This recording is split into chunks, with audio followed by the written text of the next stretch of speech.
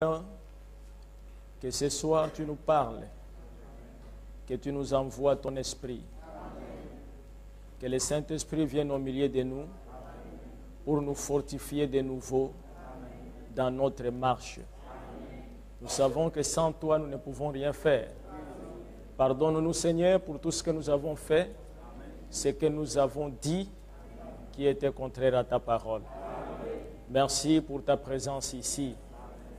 Nous te prions d'être avec nous du début jusqu'à la fin et de nous accompagner au nom de Jésus-Christ. Amen. Apocalypse chapitre 3, verset 14. Écrit à l'ange de l'église de Laodicée, voici ce que dit l'Amen, le témoin fidèle et véritable, le commencement de la création de Dieu. Je connais tes œuvres. Je sais que tu n'es ni froid ni bouillant. Puisses-tu être froid ou bouillant? Ainsi, parce que tu es tiède et que tu n'es ni froid ni bouillant, je te vomirai de ma bouche. Parce que tu dis, je suis riche, je me suis enrichi et je n'ai besoin de rien. Et parce que tu ne sais pas que tu es malheureux, misérable, pauvre, aveugle et nu. Je te conseille d'acheter de moi de l'or éprouvé par les faits, afin que tu deviennes riche, et des vêtements blancs, afin que tu sois vêtu, et que la honte de ta nudité ne paraisse pas. Un collier pour oindre les yeux, afin que tu vois. Moi, je reprends et je châtie tout ce que j'aime. Aie donc du zèle et répands-toi. Que le Seigneur ajoute la bénédiction à la lecture de sa parole. Vous pouvez vous asseoir.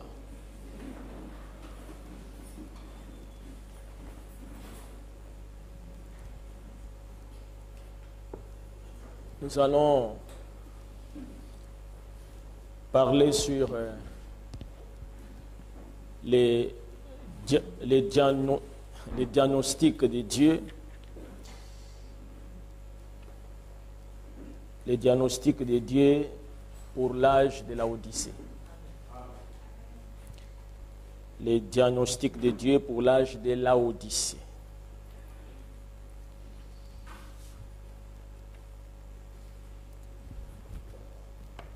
C'est quoi ça, un diagnostic?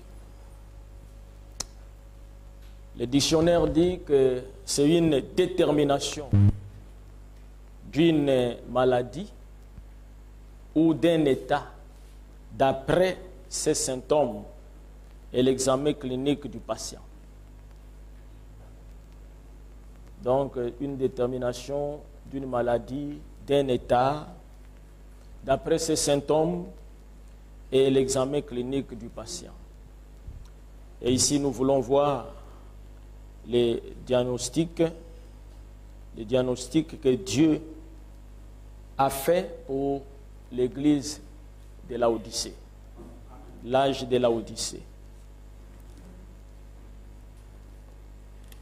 Dans le message, l'exposé des âges de l'église, nous savons qu'il y a 7 âges de l'église et que Dieu a envoyé sa parole après la Pentecôte pour parler aux gentils que nous sommes. Soyez attentifs, il ne faut pas être distrait. Dieu a envoyé sa parole chez les gentils et il a réparti ça à 7 périodes qui ont été typifiées dans la Bible par les âges de l'Église et qui sont en réalité des périodes de temps. Des périodes de temps bien déterminées que Dieu a envoyé sa parole sur la terre pour nous qui sommes les gentils, les peuples des nations. Il a donné à Jean la vision sur l'île de Patmos, mais il a pris comme référence 7 villes de l'Asie mineure. Et ces 7 villes de l'Asie mineure avaient toutes les caractéristiques des âges futurs de l'Église. C'est pour cela, lorsque vous prenez la Bible, il est dit dans Apocalypse,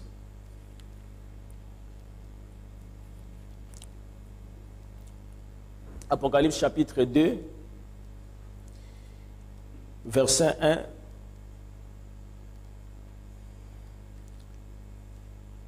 écrit à l'ange de l'église d'Éphèse, voici ce que dit celui qui tient les 7 étoiles dans sa main droite, celui qui marche au milieu des 7 chandeliers d'or. Écrit à l'ange de l'église d'Éphèse. Et au verset 8, il est dit, écrit à l'ange de l'église de Smyrne, voici ce que dit le premier et le dernier, celui qui était mort et qui est revenu à la vie. Verset 12, il est dit, écrit à l'ange de l'église de Pergame, voici ce que dit celui qui a l'épée aiguë à 2 tranchants. Et au 18, il dit, écrit à l'ange de l'église de Thyatire,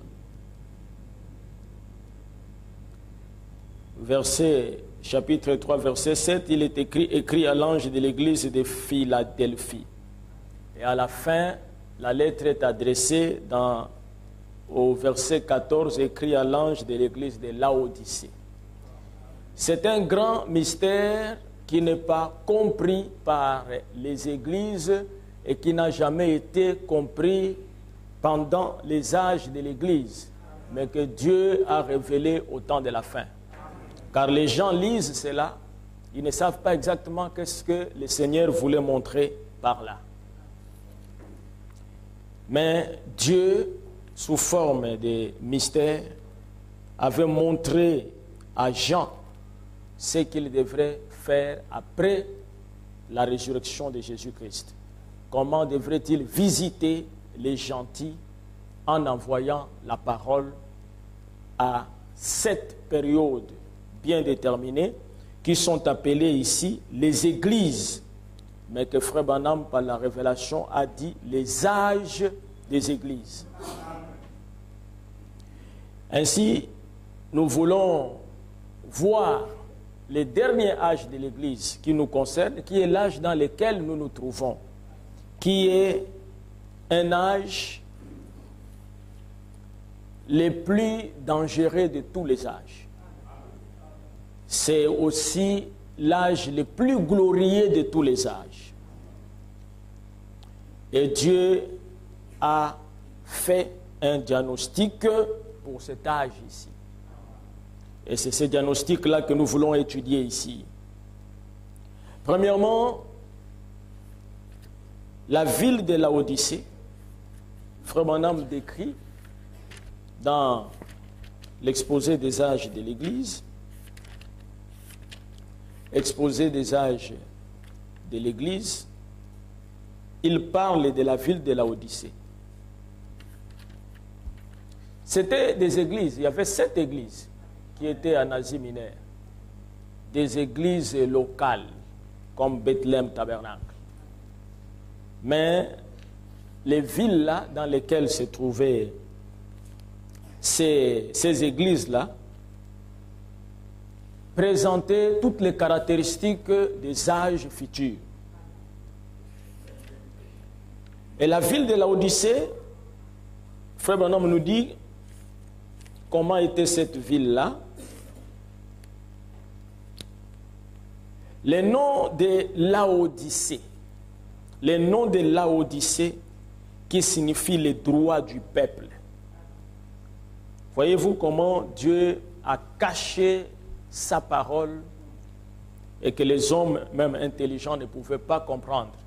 Déjà, Laodicée signifie les droits du peuple, autrement dit, démocratie. Les droits du peuple, la démocratie, était un nom courant que portaient plusieurs villes en l'honneur des femmes des sang royal ainsi nommées.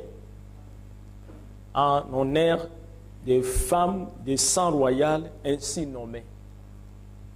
Cette ville était politiquement l'une des plus importantes et financièrement. Il faut bien suivre. La ville était politiquement et financièrement l'une des plus importantes. Et vous remarquerez que ces caractéristiques-là, nous pouvons les retrouver dans cet âge. Jamais la politique n'a atteint son sommet dans un autre âge comme l'âge dans lequel nous vivons.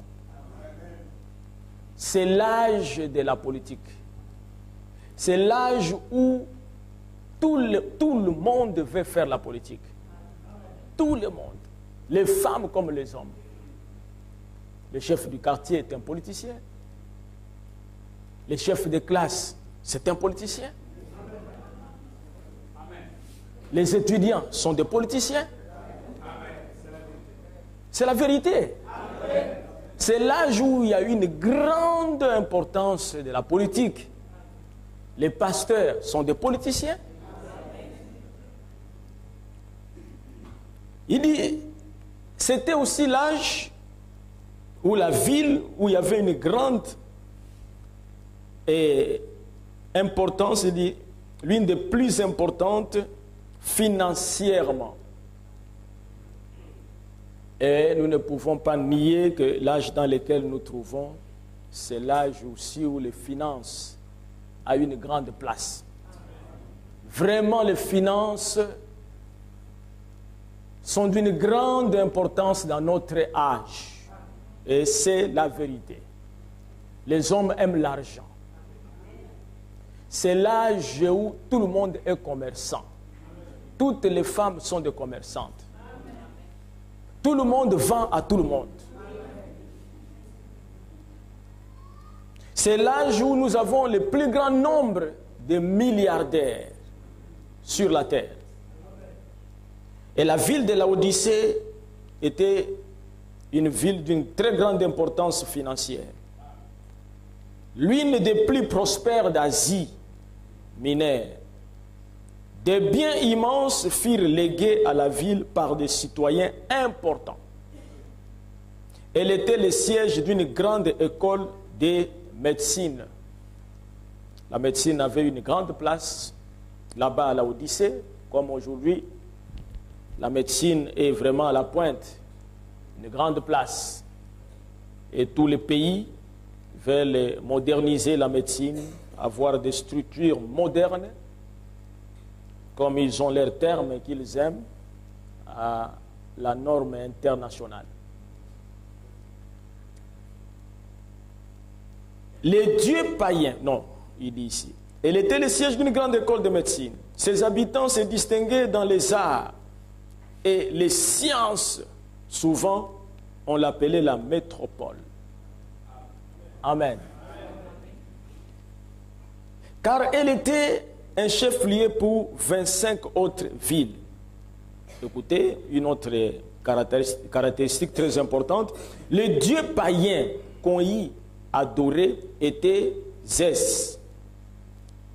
En fait, cette ville avait une fois reçu le nom de Diopolis, ville de Zès, en l'honneur de leur dieu.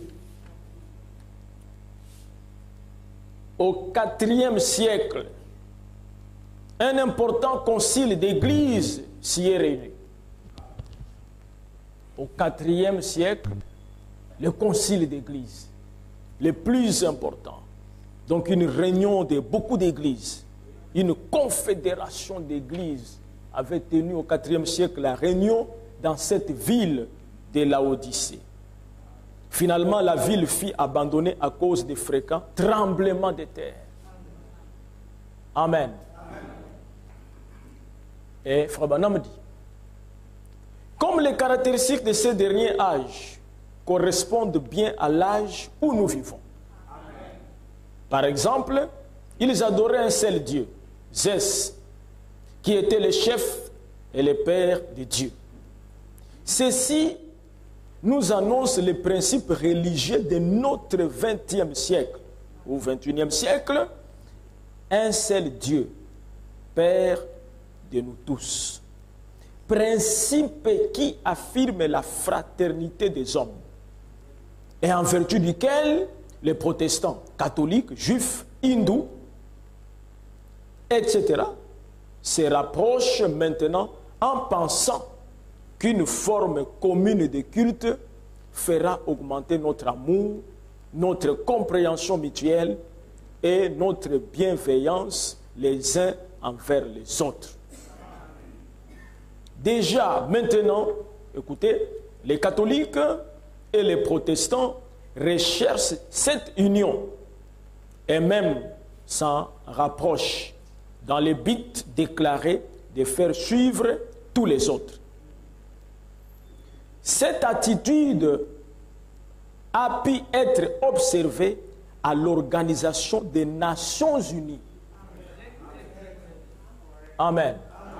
À l'Organisation des Nations Unies, quand les chefs de ce monde ont refusé de reconnaître aucun concept de culte spirituel en particulier, mais ont recommandé d'abandonner tous ces concepts séparés dans l'espoir que toutes les religions se fondent en une seule, puisqu'elles ont toutes les mêmes ambitions.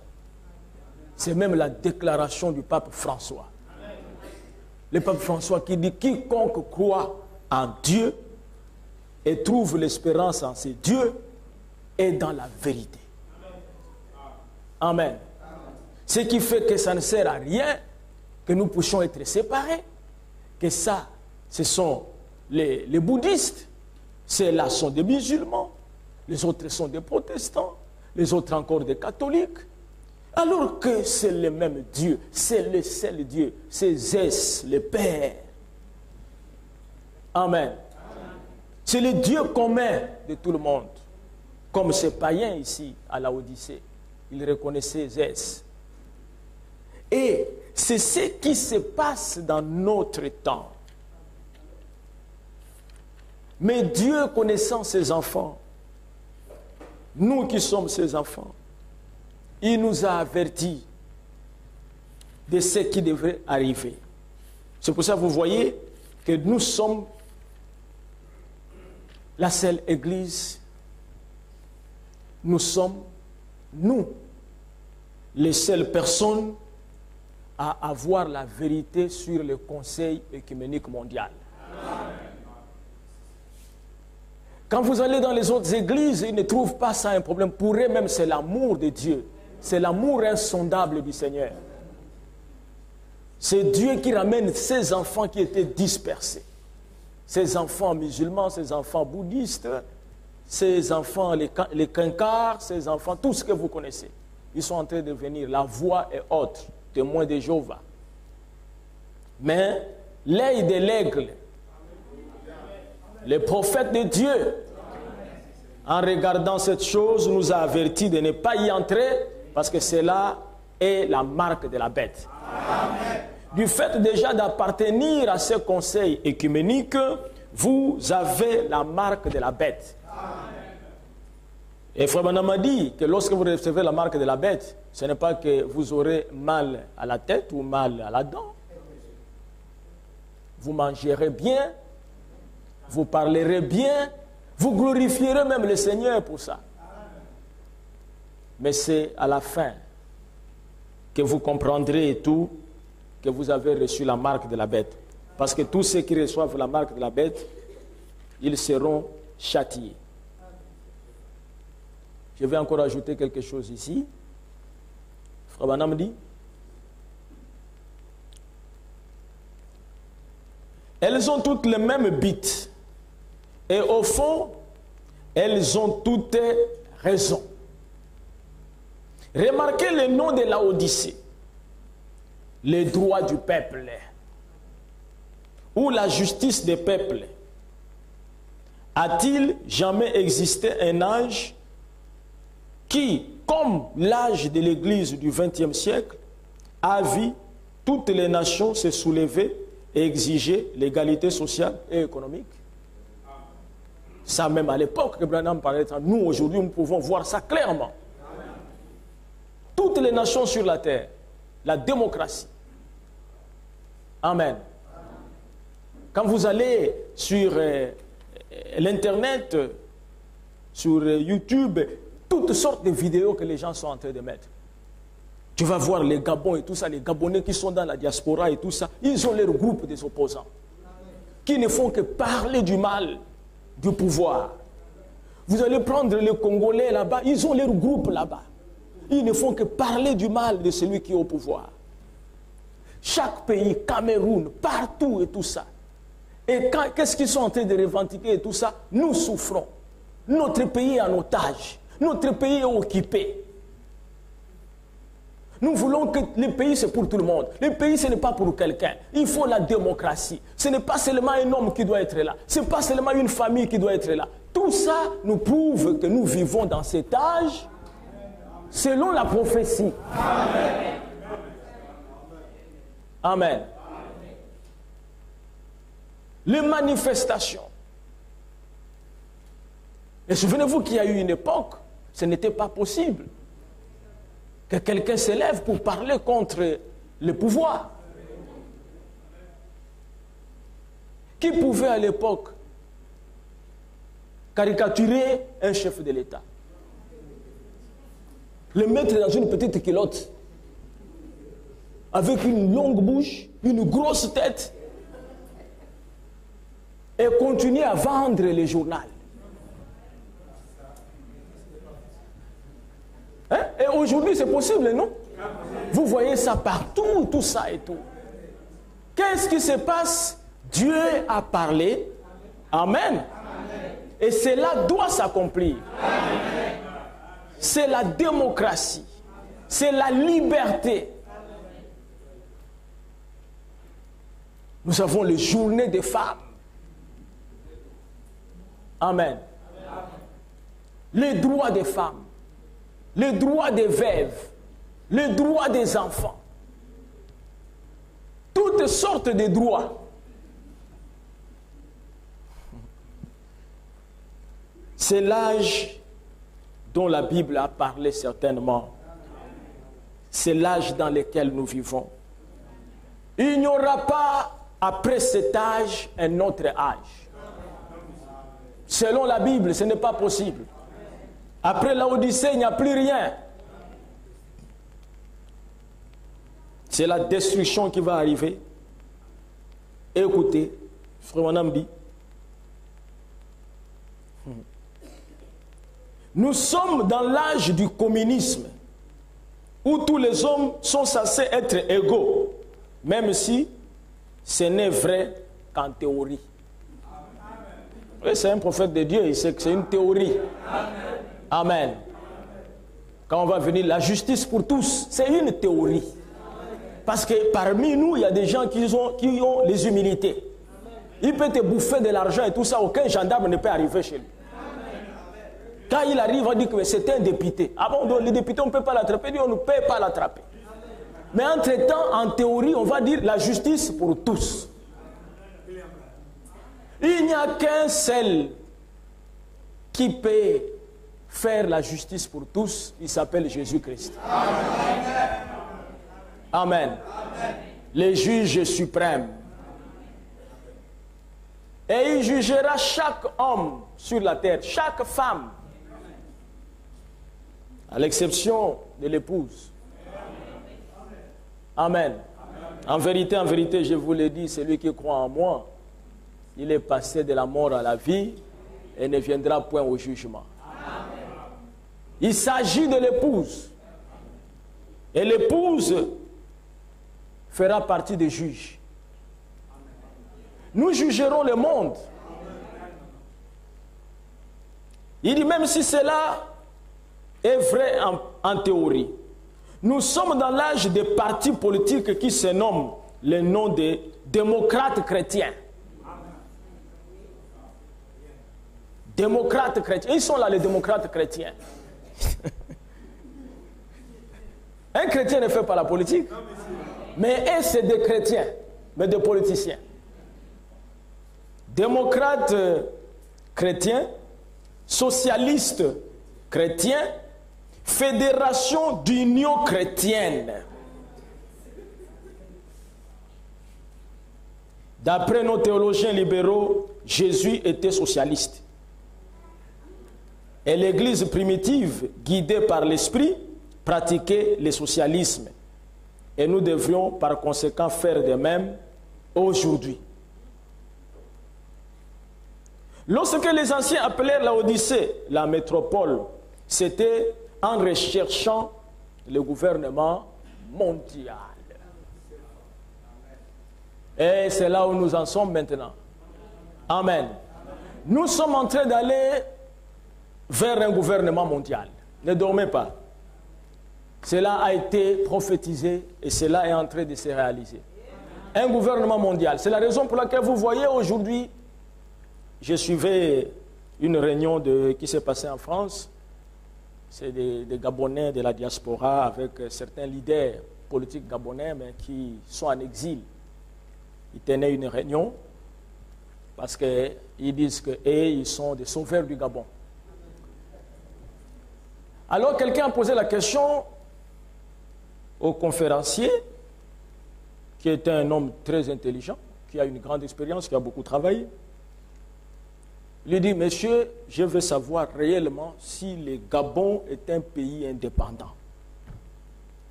Il a eu beaucoup de mal pour répondre à cette question-là. Le conférencier a dit, bon, l'indépendance comme telle, bon, je peux dire que la France est un pays un peu indépendant. Mais en ce qui concerne le Gabon, je préfère ne pas répondre à cette question-là. Non. Les indépendances, tout ce que nous avons vu là, c'est une théorie. Amen. Il n'y a pas d'indépendance. Il n'y a qu'un seul homme qui est le dirigeant du monde entier. Il s'appelle Lucifer. Vous savez? Et lui ne donne pas l'indépendance. Amen. C'est la raison pour laquelle vous comprenez qu'aujourd'hui, partout en Afrique, j'ai suivi un ministre, porte-parole du Congo, qui parlait avec arrogance parce que l'Union européenne avait pris des sanctions et qui ne vont pas donner de l'argent et tout ça. Il a dit, écoutez, l'Union européenne et tout ça, nous sommes souverains et tout ça. Et j'ai rié, j'ai dit, mais mon ami, tu ne peux pas être souverain, la cravate que tu as, les véhicules, tu viens de descendre, tu ne peux pas en fabriquer. Aujourd'hui, s'ils disent, ils vous bloquent tout, qu'il n'y a plus de voitures, quoi que ce soit, vous allez rouler en brouette, même les brouettes, vous ne fabriquez pas. Et tout ça. Vous ne pouvez pas aujourd'hui prétendre vivre dans vos pays sans l'Europe. Un homme qui se lève pour dire que non, je ne peux pas le faire et tout ça. Non, mais il ne sait pas de quoi il parle. Pour que vous puissiez savoir que vous êtes riche et que vous avez le pétrole, vous avez les manganèses et vous avez ceci et cela. Vous étiez sur ça, comment vous pouvez savoir? Comment vous pouvez savoir? Avec les mains et tout ça. Avec quoi? Avec les bâtons? Tu es sur le pétrole, tu roules là-bas, tu ne sais pas, tu meurs de faim. Il fallait que ces gens-là viennent avec les appareils, ils regardent, ils vous disent que vous êtes riche. N'est-ce pas? J'ai même lu une histoire où il disait que les Français et les Européens, ils savaient déjà qu'en Guinée équatoriale, il y avait du pétrole. Ils le savaient, mais ils ne voulaient pas l'exploiter en ce temps-là. Ils disaient que la Guinée équatoriale, c'était un pays pauvre. Mais ils savaient que les gars, vous êtes riches. Mais il faut qu'on vous ouvre les yeux. Pour l'instant, nous voulons que vous restez comme ça. Vous voyez? C'est une vérité, mes frères. C'est pour cela, nous, en tant que chrétiens, notre espoir, ce n'est pas les choses de ce monde. Amen. Amen. Ce n'est pas les choses de ce monde. On m'a parlé d'un frère ici, on était en train de faire les cartes de séjour, et on lui a demandé, frère, va faire la carte de séjour. Il a dit, non, vous êtes en train de gaspiller votre argent parce que bientôt il y aura la libre circulation. Et tout ça, les présidents se sont réunis et je n'aurai pas besoin de la carte. Les autres ont dit, frère, allons faire. Ces gens-là, quand ils se réunissent, ce n'est pas la parole de l'évangile. Aujourd'hui, le frère est en train de souffrir sérieusement. En difficulté, sa femme bloquée au Cameroun, lui-même pour y aller, c'est des problèmes. Il dit, oh, si j'allais croire le frère, mais j'ai cru les politiciens. On ne croit pas en ce qu'un politicien dit. Tout ça. Un politicien regarde son intérêt. N'est-ce pas? Amen. Tout le monde parle au nom du peuple, mais en réalité, c'est en leur propre nom. Amen. Il n'y a qu'une seule personne qui parle au nom du peuple. Cette personne s'appelle Jésus-Christ. Parce qu'il nous a prouvé, il est parti mourir au calvaire. Amen. Mais voilà un vrai leader. Amen. Amen. Et il ne peut jamais décevoir son peuple. Amen. Je crois que si le peuple se révolte contre Jésus aujourd'hui pour dire nous ne voulons plus que tu règnes sur nous, quoi que ce soit, il ne va pas discuter. Pour dire que non, je vais changer, je dois régner, je dois régner. Non, le vrai démocrate, c'est Jésus-Christ. Remarquez du temps de Samuel, le peuple s'est révolté démocratiquement. Ils sont venus voir Samuel et dit non, nous ne voulons plus que ça soit comme ça là. Nous voulons qu'il y ait un roi comme les autres. Et Samuel n'était pas d'accord. Samuel a dit non, ce n'est pas bien ce que vous demandez. Dieu, vraiment ce n'est pas bien. Et le Seigneur dit Samuel viens. Je ne suis pas un dictateur. Samuel ne t'accroche pas au pouvoir. C'est Dieu lui-même. Il dit Samuel donne au peuple le roi tel qu'ils veulent. Mais comme c'est eux qui veulent le roi, et c'est la démocratie, qu'eux-mêmes choisissent. Et ils vont supporter les conséquences. Et quand les peuples, ils ont choisi le roi. Vous savez, quand Saoul est arrivé, Samuel leur a dit ce que Saoul ferait. Il dit, vous voulez avoir un roi? Vos filles deviendront des danseuses pour lui. Il va prélever l'impôt sur vous. Amen. Il va prendre vos garçons et tout ça, il va les mettre dans sa sécurité. Pendant que lui, il est en train de rouler en voiture et tout ça, et ils sont en train de le suivre à pied. Malgré ce que Samuel leur a dit, ils ont dit, nous voulons toujours un roi, nous voulons toujours un roi.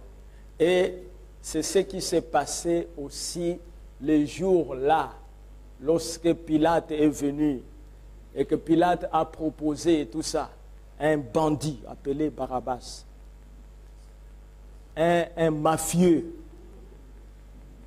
Barabbas, et il a présenté Jésus. Il y a entre les deux, qui vous voulez et tout ça. Tout le monde a dit Barabbas, Barabbas. Frère Branham dit que depuis ce jour-là, le monde avait choisi un bandit. C'est la raison pour laquelle vous criez, vous pleurez. Amen. Amen. Et la souffrance vient, c'est pour cela Dieu a envoyé aussi des bandits. Amen. William Marion Branham. Et c'est la vérité. Criez comme vous voulez. Vous l'avez déjà choisi là-bas. Oh, nous souffrons. Nos enfants sont en train d'être tués. Il n'y a pas la nourriture. Nous ne sommes pas payés. Et les sociétés sont fermées. Il dit, mais où est mon problème? Vous avez bien dit que nous voulons Barabbas. William Branham dit qu'il n'y a qu'une seule période qui sera vivable sur la terre, où il y aura la paix, où les gens pourront bien vivre, c'est le millénium. Et je peux vous dire, mes frères, que même ceux qui sont aux États-Unis, en Europe et tout ça, ils ne vivent pas bien. Ils souffrent.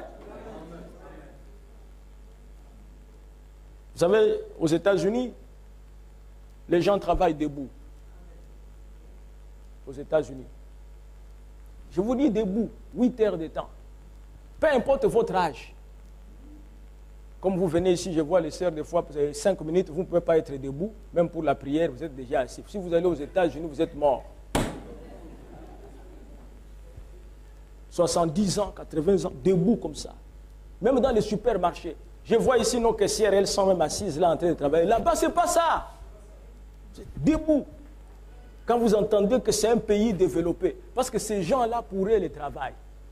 Si tu es malade, tu n'es pas utile pour eux.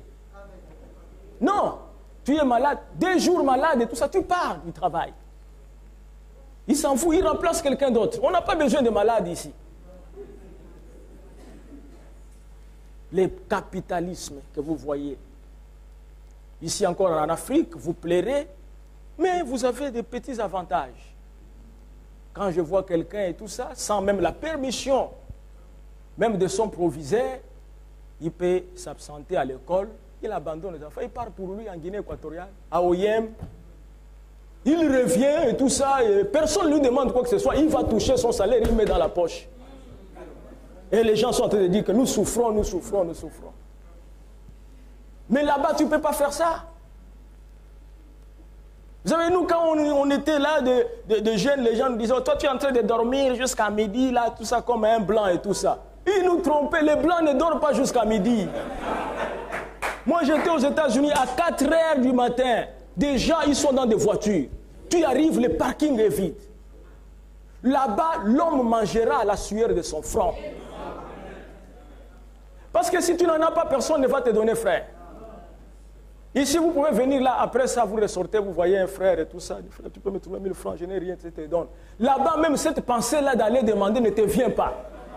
Parce que la pensée elle-même, tu sais toi-même que non, ce n'est pas faisable. Ce n'est pas faisable. Il t'appelle là-bas, tu pars à la réunion, si c'est 4 jours, ils t'ont logé et tout ça. Après ce jour-là, tu quittes. Tu peux aller lui dire que non, frère, est-ce que je peux rester pendant un temps? Non, non, mes frères, écoutez, vous devez partir et tout ça. Nous, on a prévu l'hôtel pour 3 jours. Vous devez partir. Vous voulez insister, tout ça, ils vont t'amener à l'aéroport. Et tu vas dire qu'ils n'ont pas le Saint-Esprit, alors qu'ils en ont.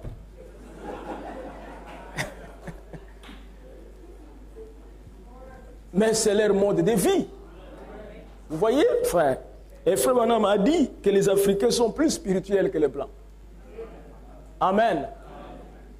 Vous êtes en train de manger, quelqu'un est en train de passer, il dit, tu passes là-bas, il y a la nourriture, ici, viens manger. Ça ne se passe pas de l'autre côté, vous voyez? Bon, revenons ici sur les diagnostics de Laodicée. Frère Branham dit ici, dans le message, Dieu caché, révélé dans la simplicité. Dieu caché, révélé dans la simplicité.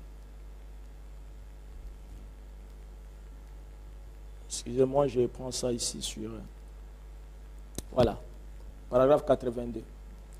Et quand un homme tombe malade, ou une femme, et que quelque chose est arrivé, il n'y a qu'un seul moyen de bien s'y prendre.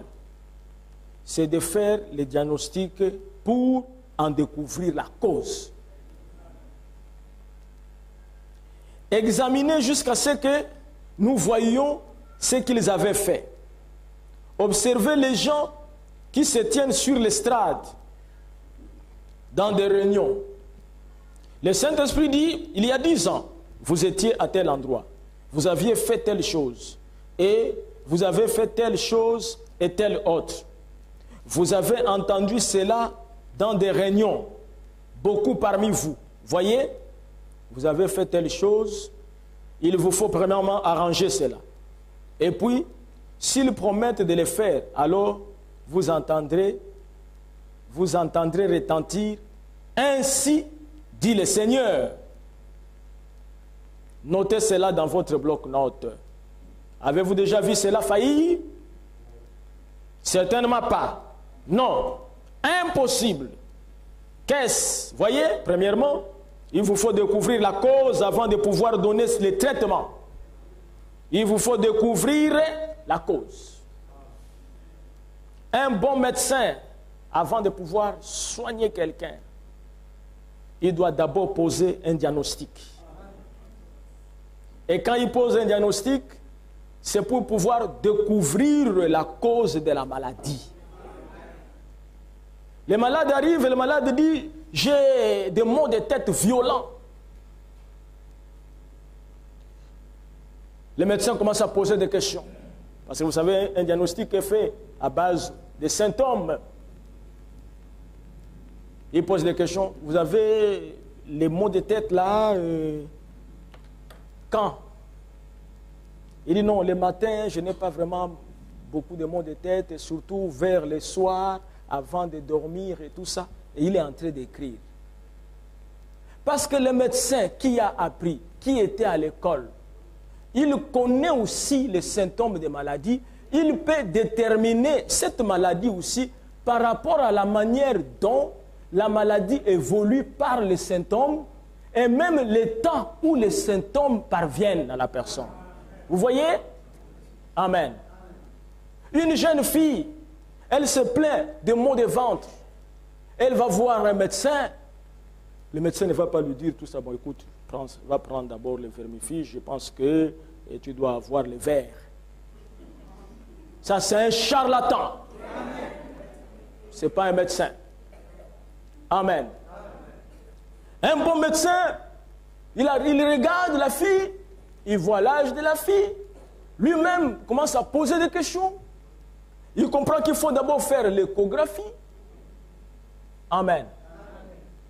Il se dit, celle-là, elle peut-être c'est le début de la grossesse.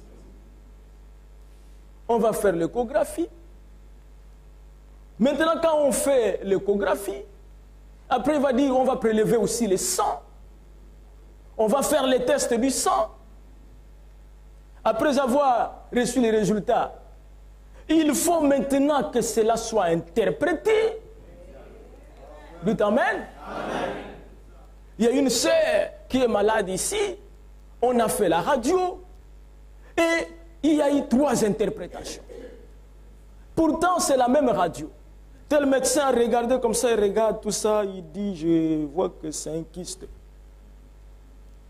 On est allé donner un autre, il regarde tout ça, il dit, presque que c'est une masse, je ne sais pas quoi.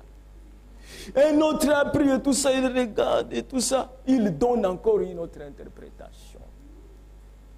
Alors, parmi toutes ces personnes qui ont interprété la radio, il faut que le patient ou la patiente puisse avoir confiance à une interprétation.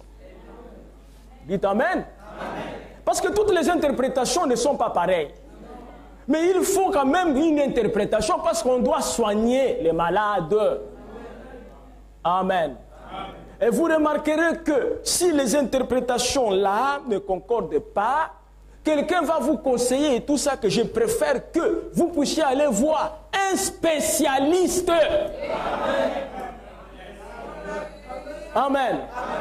Peut-être que celui qui a interprété aussi, c'est un spécialiste. On va te dire, bon, je préfère que tu ailles voir le doyen parce qu'il a travaillé pendant longtemps. Amen. Il a l'expérience. Amen.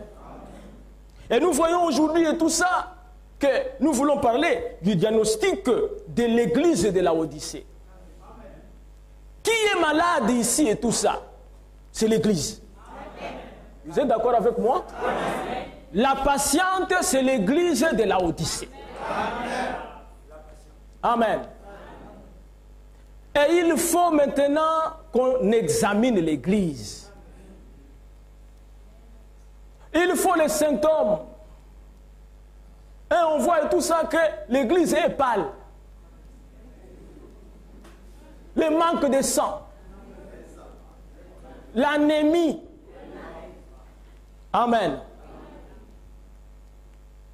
Et il faut qu'il y ait un vrai médecin. Mais ici, le médecin, c'est Dieu lui-même. Amen. Écoutez, Frère Branham dit ici,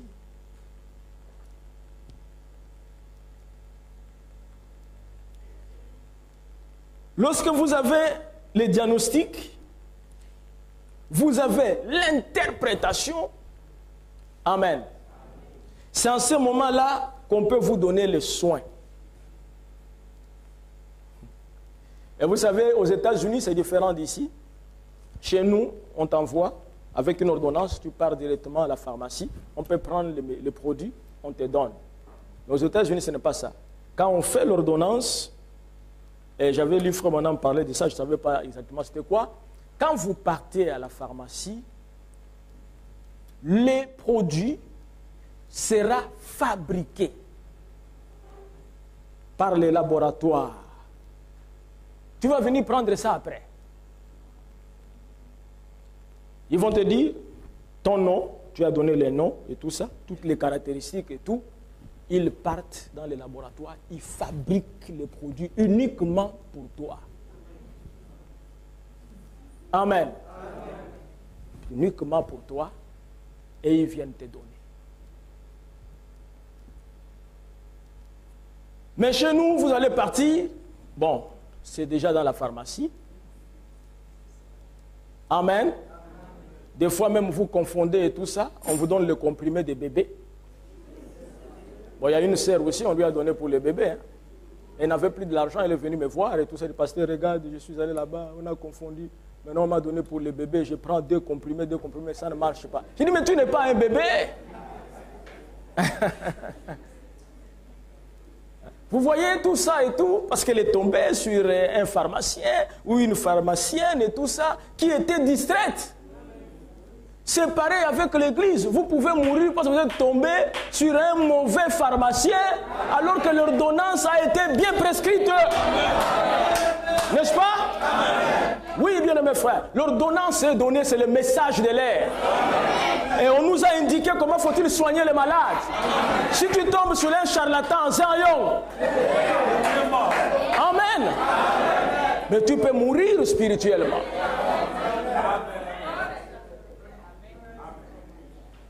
Amen. Il va te prescrire 30 jours de jeûne à sec pour une délivrance. Après, vous avez des problèmes. C'est pour ça qu'il faut un vrai pharmacien. Écoutez, je vais y aller rapidement. Frère Branham dit ceci.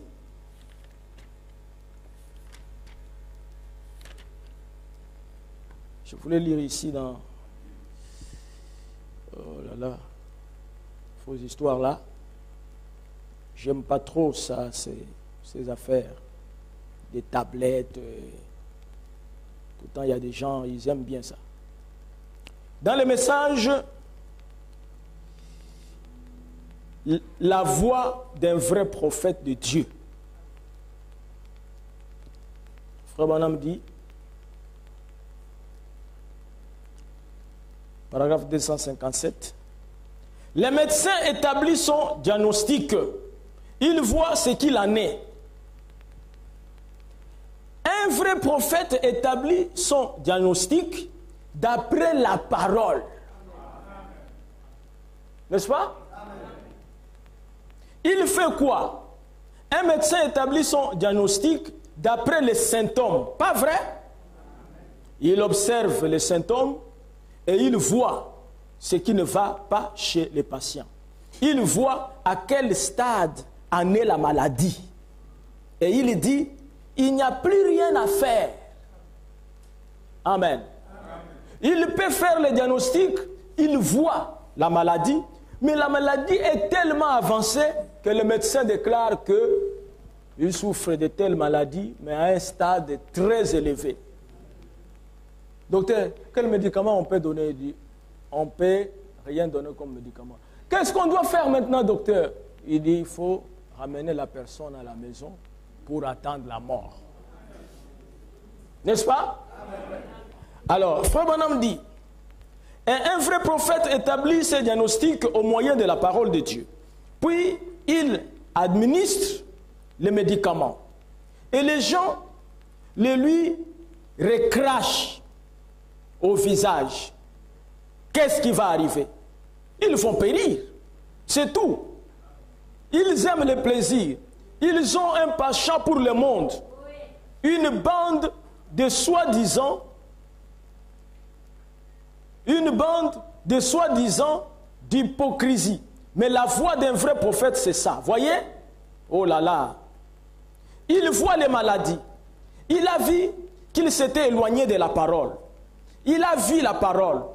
Et il savait quels seraient les résultats, ce qui allait arriver. Il a vu le luxe dans lequel il vivait. Il a vu de quelle manière ces femmes se comportaient. Il a vu de quelle manière ces sacrificateurs agissaient. Qu'ils s'étaient éloignés de la vraie adoration de Dieu. Et différentes choses comme ça. Voilà, il avait la réponse. Il a dit, c'est Dieu que vous prétendez vouloir servir, vous détruira. Ça, c'est le prophète Amos qui a dit ça à des adorateurs, à des croyants à son époque. Il dit, vous prétendez servir Dieu, le Dieu là va vous détruire. Parce que vous ne le servez pas de la bonne manière. Vous n'avez pas gardé mes commandements. Et pourtant, il pensait l'avoir fait. N'est-ce pas ce que je viens de lire ici? Le verset 4, le chapitre 2. Parce que je vous ai choisi pour que vous soyez parmi toutes les familles de la terre, c'est vous que j'ai choisi, et malgré tout, vous refusez de marcher selon mes commandements. Pensez-vous, ce petit prophète chauve qui se tenait là, avec sa barbe grise et son regard fulgurant, qui lançait feu et flamme, en parlant à ce groupe de sacrificateurs et tout, et qui disait, le Dieu que vous, hypocrites, faites semblant de servir, c'est même Dieu vous détruira. Pensez-vous qu'il allait obtenir leur collaboration? Il a dit, oh là là, il testait. Testez-les aujourd'hui et voyez s'il obtiendrait. Non, mais il a alors quoi? La voix d'un vrai prophète, c'est ça. Il avait la parole. Il savait ce qu'en était comme Michée. Donc, le médecin, il regarde, il pose le diagnostic selon les symptômes. Et un prophète de Dieu pose le diagnostic selon la parole. Nous insistons, c'est pour ça cette église, quand nous venons ici, c'est la parole. Amen. Maintenant, nous allons exposer des âges de l'église, page 337. Le diagnostic de Dieu maintenant. Or, ce que Dieu a vu était totalement différent de ce que disait voir. Donc ici, dans l'âge de la Odyssée, la lecture que nous venons de faire, nous avons deux diagnostics. Le premier diagnostic, c'est eux-mêmes les sacrificateurs, les pasteurs de notre âge et de notre temps. Ils regardent l'église et ils posent le diagnostic. En regardant l'église, ils disent que nous sommes riches. Vous comprenez? Et nous n'avons besoin de rien. Dieu aussi vient regarder la même église. Il va poser son diagnostic. Qu'est-ce qu'il dit, frère Branham? Il disait avoir abondance de biens et être spirituellement riche. Ils étaient parvenus. Ils n'avaient besoin de rien. Mais Dieu voyait les choses autrement. Lorsque Dieu regarde l'église de notre temps, il voit ça autrement. Amen. Quand ils sont en train de dire que nous sommes bénis, nous sommes un peuple béni, alléluia. Dieu regarde tout ça, il voit qu'ils ne sont pas bénis. Qu'ils sont par contre maudits. Ils n'avaient besoin de rien, mais Dieu voyait les choses autrement. Il disait, tu ne le sais pas, mais tu es malheureuse. Ça, c'est le diagnostic maintenant du Seigneur. Amen. Après avoir regardé l'église, après avoir fait passer l'église dans les scanners. Amen. Après avoir utilisé tous les appareils qu'il avait pour tester l'église, premièrement, il voit et tout ça, que l'église est malheureuse. Souffre d'une maladie, de malheur. Amen. L'église est malheureuse. Deux, le Seigneur regarde encore, très bien il voit qu'ils sont misérables. Il regarde encore dans son appareil, il voit qu'ils sont pauvres. Il regarde, oh, il dit, mais c'est terrible l'état de cette église ici. Mais l'église ici est très malade. Non pas seulement qu'ils souffrent de la pauvreté, ils sont encore aveugles. L'église est encore aveugle. Suivez-moi ici et ne dormez pas. Ne dormez pas. Quand je regarde l'église, je peux poser aussi un diagnostic. Il y a des gens qui dorment. Ne dormez pas. Dieu a regardé, il voit qu'ils sont pauvres. Ils sont aveugles. Et il regarde encore très bien les résultats. Il dit non, non, non, mais il y a encore quelque chose. Elle est nue. Amen. L'église est malheureuse, l'église est misérable, l'église est pauvre, l'église est aveugle et l'église est nue. Ça, c'est le diagnostic de Dieu. Mais quand on a posé le diagnostic, on ne s'arrête pas là. On donne une ordonnance. Amen. Et l'ordonnance de Dieu, il dit, venez à moi et achetez le colis. Amen. Et les vêtements blancs. Pour que vous puissiez vous vêtir, afin qu'on ne voit plus votre nudité, et oindre le colis, afin que vous puissiez voir. Amen.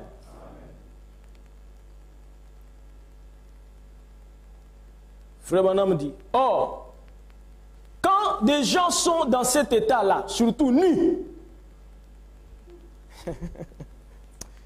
et qui ne le savent pas, il doit y avoir quelque chose qui va horriblement mal. Hein? Quelque chose qui va horriblement mal. C'est-à-dire que, amen,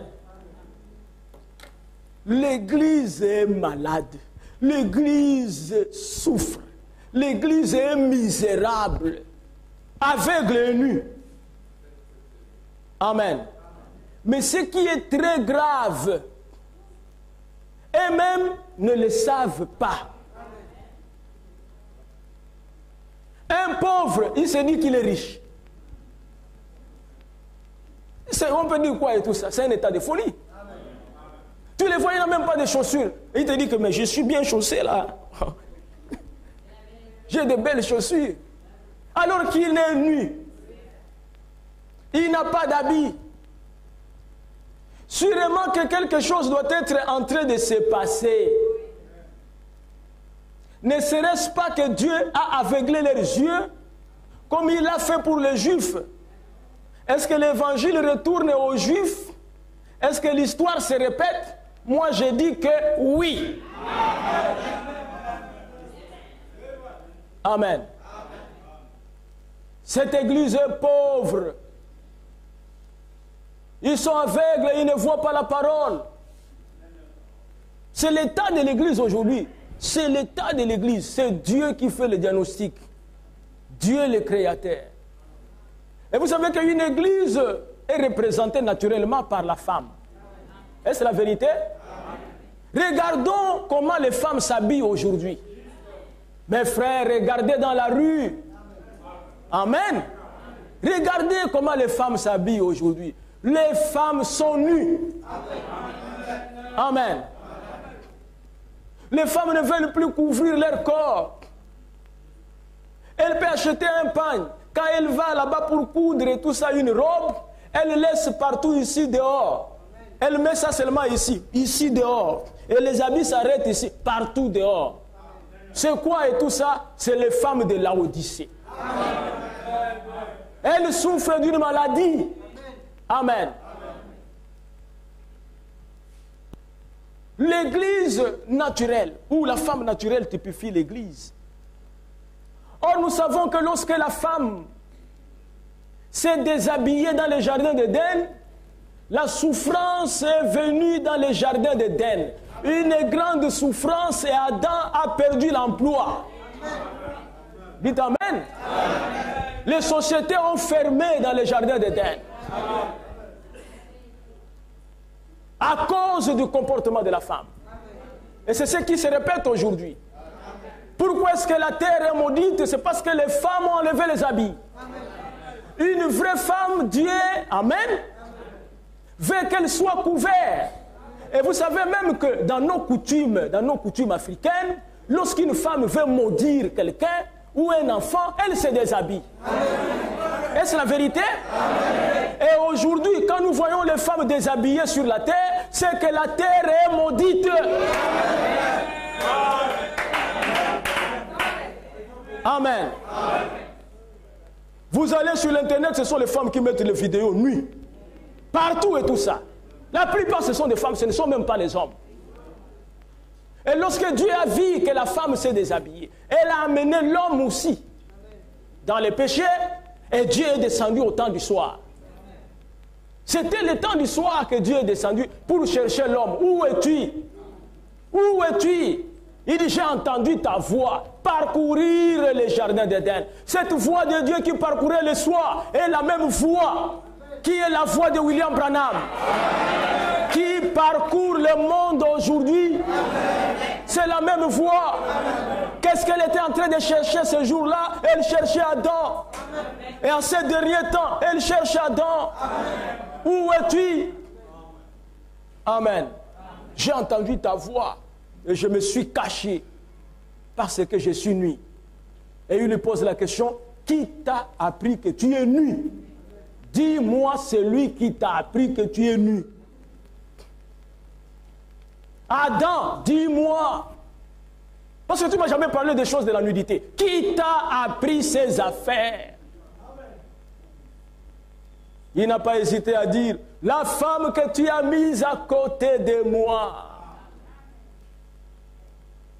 Amen.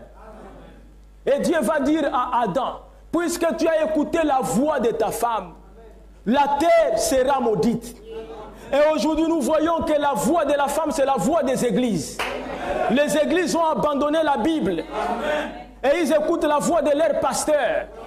Les pasteurs qui font n'importe quoi, qui amènent la poudre à l'église.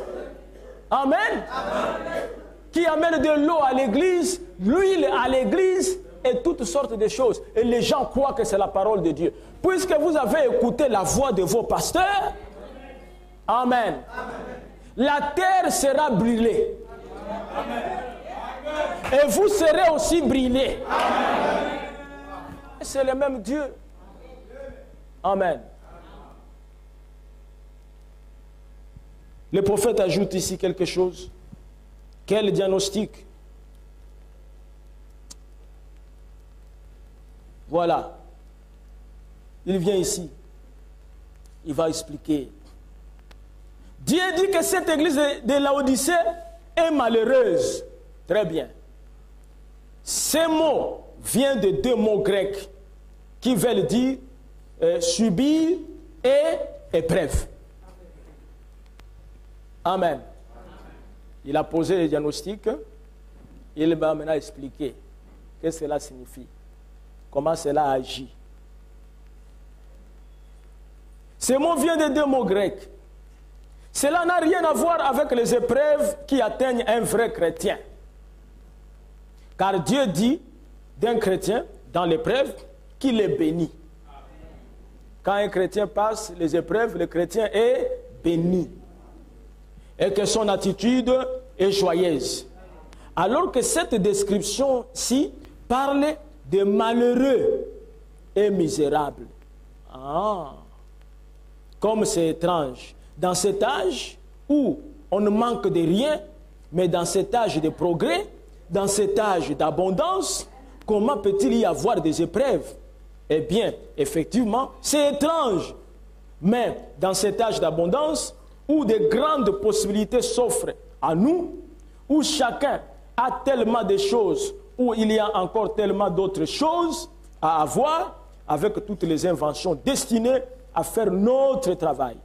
Et toutes les choses, écoutez bien, l'âge de progrès, la science, avec toutes les inventions, pour nous faciliter de faire le travail. Très facilement, tu es sur l'ordinateur, Alors, qu'est-ce qui arrive? William Branham, un véritable prophète. Écoutez, où chacun a tellement de choses, où il y a encore tellement d'autres choses à avoir, avec toutes les inventions destinées à faire notre travail, et toutes les choses qui sont là pour nous procurer du plaisir. Écoutez, tout à coup, nous voyons les maladies mentales. Amen.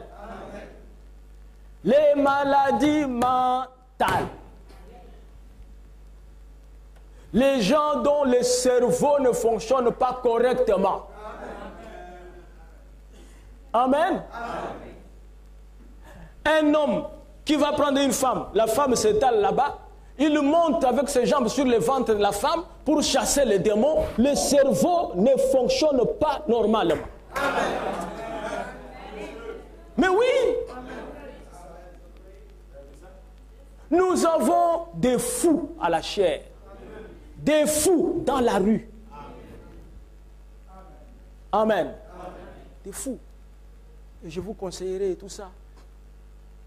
Quand vous dormez, vous voulez vous reposer, fermez le téléphone.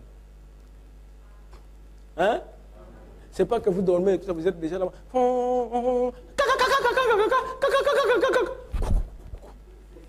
Le mouvement que tu fais là, tu peux mourir. La science que vous voyez là et tout ça a apporté beaucoup de maladies. Amen. Vous devez savoir gérer cela. Même le téléphone que nous mettons à la poche, c'est dangereux. Quand ça vient là, les ondes viennent, tout ça. Ça passe dans les cœurs. Toi, tu sors et tout ça. Allô?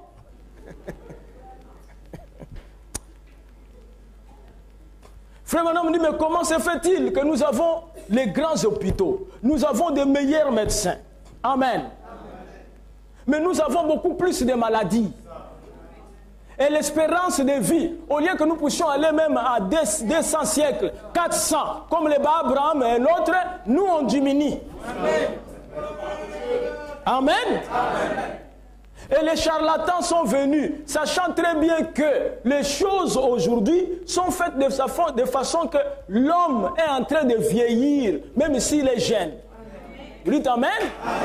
Et les charlatans sont venus avec du mensonge. Ils vont voir une femme, dit tu as le masque de vieillesse. Il n'y a pas de masque de vieillesse. C'est un mensonge. On va te délivrer des masques de vieillesse. Non, monsieur, pas possible.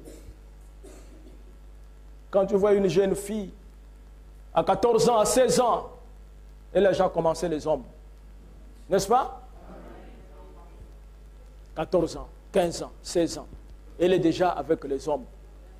Et elle continue ce travail-là. Mais quand elle va arriver à 30 ans, elle donne l'aspect d'une femme de 55 ans. Amen. À cause du péché. Amen. À cause du péché. N'est-ce pas?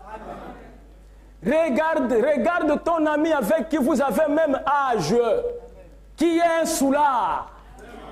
Par rapport à toi, allez vous comparer. Tu vas penser que celui-là, c'est ton grand frère de loin. Parce que l'alcool détruit les cellules. Amen. À un moment donné, tout ça, les lèvres commencent à devenir rouges. Alors que tu ne mets pas le rouge à lèvres.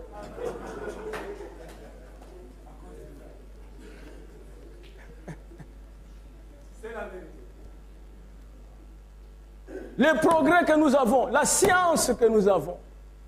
Amen. Ils sont en train de fabriquer les poisons. Tous les jours, c'est ce que Sobraga fait là-bas. C'est les poisons. C'est une société de destruction de l'humanité. Marlboro.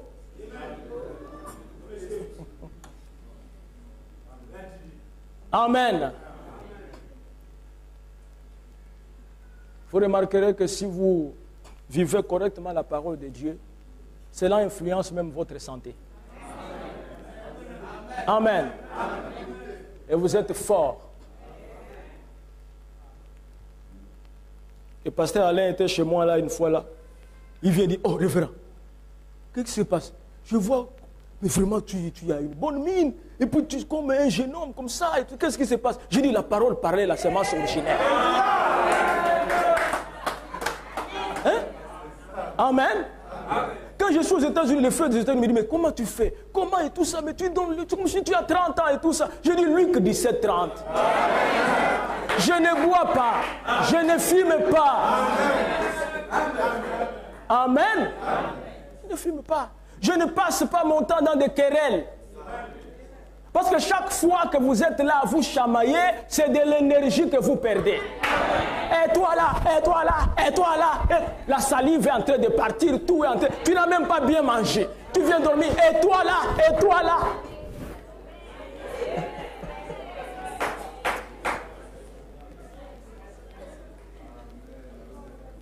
Vous devez savoir gérer votre propre santé.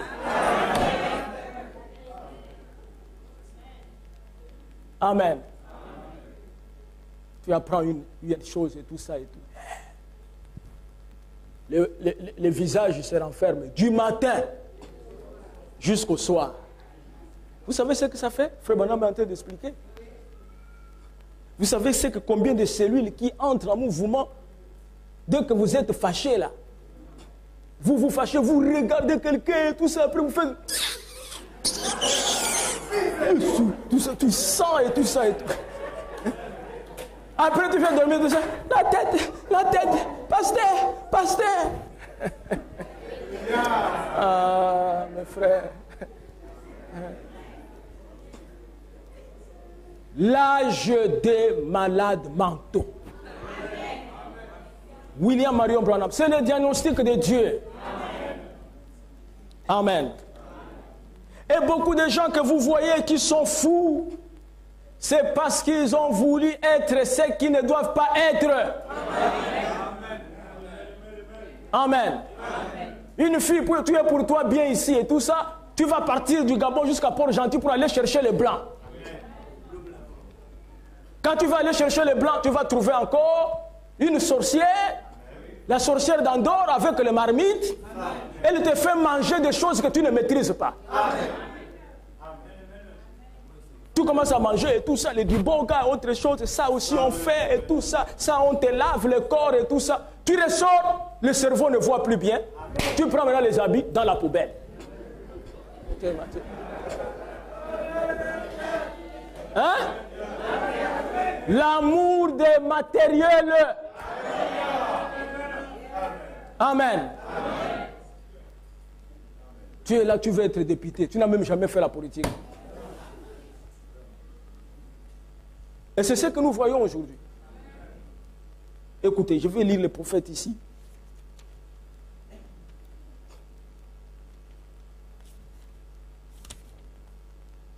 Oh là là.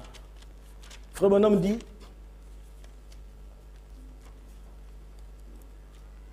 voilà. Tout à coup, nous voyons les maladies mentales prendre une telle extension que la nation tout entière finit par s'en alarmer. Alors que tout le monde devrait être heureux, qu'il n'y a apparemment aucune raison d'être malheureux. On voit des millions de gens prendre des calmants le soir et des excitants le matin. Courir chez le médecin, entrer dans les hôpitaux. Le matin, courir chez le médecin, entrer dans les hôpitaux psychiatriques ou essayer de noyer dans l'alcool les frayeurs dont ils ignorent la raison. Vous écoutez, non? Il sort de la maison comme c'est un chômeur. Il est parti chercher le bricole au port. Il n'a rien trouvé. Il sait qu'il a laissé la femme, il a laissé les enfants. Il n'a rien. Il cherche les amis.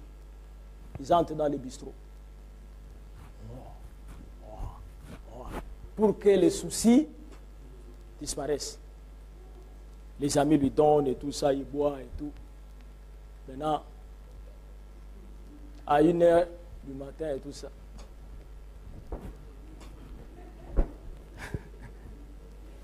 Ouvrez, les enfants ont faim, la femme a faim, mais quand ils regardent l'état de la personne, ils ne peuvent même pas lui demander quoi que ce soit. Ah non, les païens souffrent. Hein? Je te dis la vérité. Les païens souffrent. Ne les regardez même pas. Même si vous les voyez là, ils souffrent. Ils ne savent même pas comment vivre dans la vie. Vous voyez? Il peut aller acheter une voiture. Ne voyez pas, il ne faut pas suivre ça. Il achète une voiture, 50 millions. Tu les vois là et tout ça. Il a donné une avance de 15 millions. Le reste, il va payer 5 ans après. Et quand la banque est en train de tout prendre et tout ça, les poches sont vides. Il est capable d'aller même chez un boutiquier, tout ça, tu peux me trouver 5 000 francs. Et quand tu regardes la voiture, la cravate et tout ça, toi quand tu es là, tu dis que l'homme là et tout ça, il est malheureux. Malheureux. Tu as 15 millions, pourquoi ne pas acheter une voiture de 10 millions? Mais il va prendre des 50 millions parce qu'il veut que les gens sachent que lui, il est grand. Alors que c'est un petit malheureux. Amen.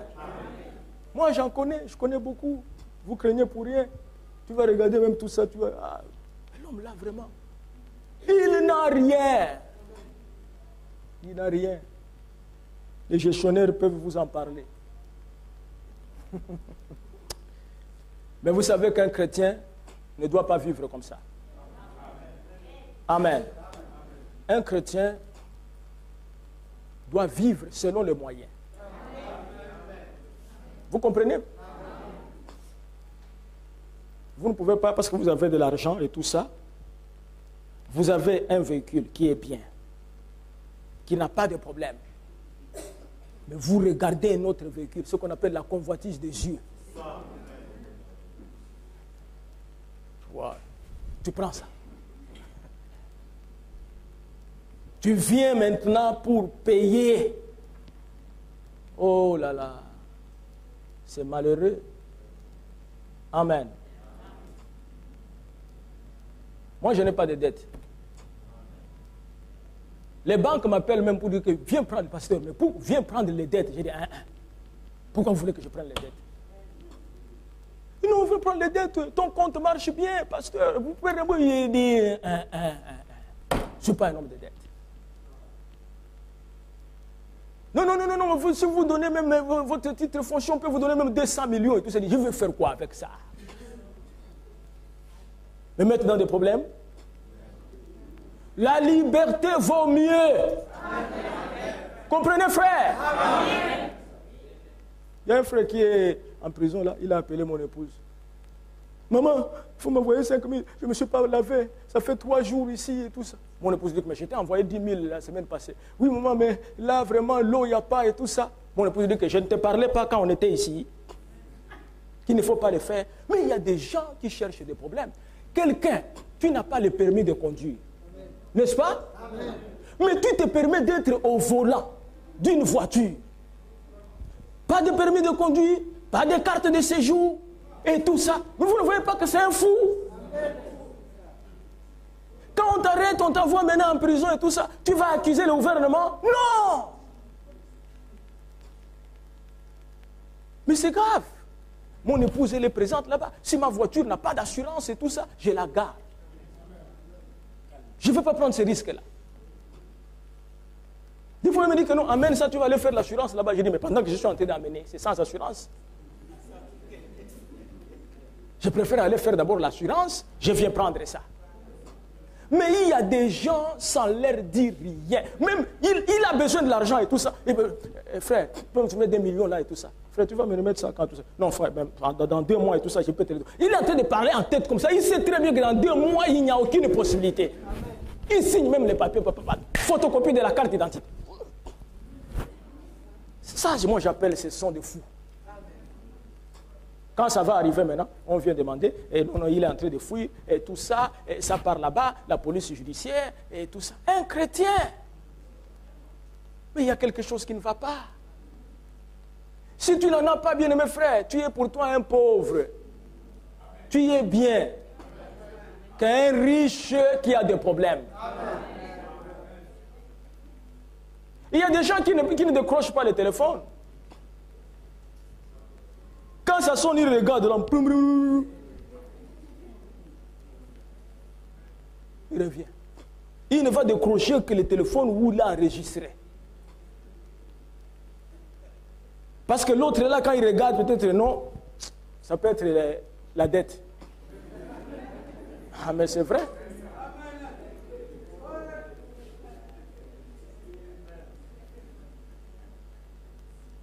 Des frères, on l'arrête, il parle même à la police judiciaire.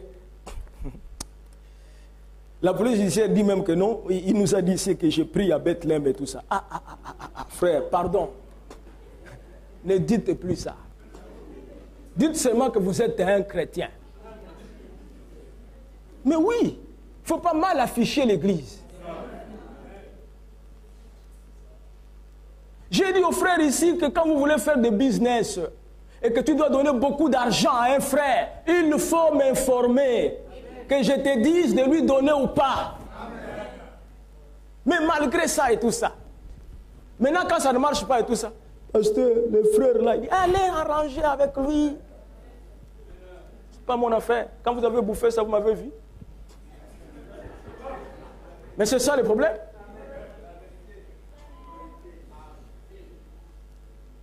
Il faut que nous puissions être des chrétiens. Amen. Un chrétien. Hein? C'est comme le pasteur qui a changé les noms, qui voulait changer les noms à une sœur. Il a dit à la sœur que non, si tu me donnes 500 000 francs, on va te changer de nom, on va t'appeler maintenant Dorcas. La sœur a dit, parce que moi je n'ai pas de moyens, je préfère garder mon ancien nom.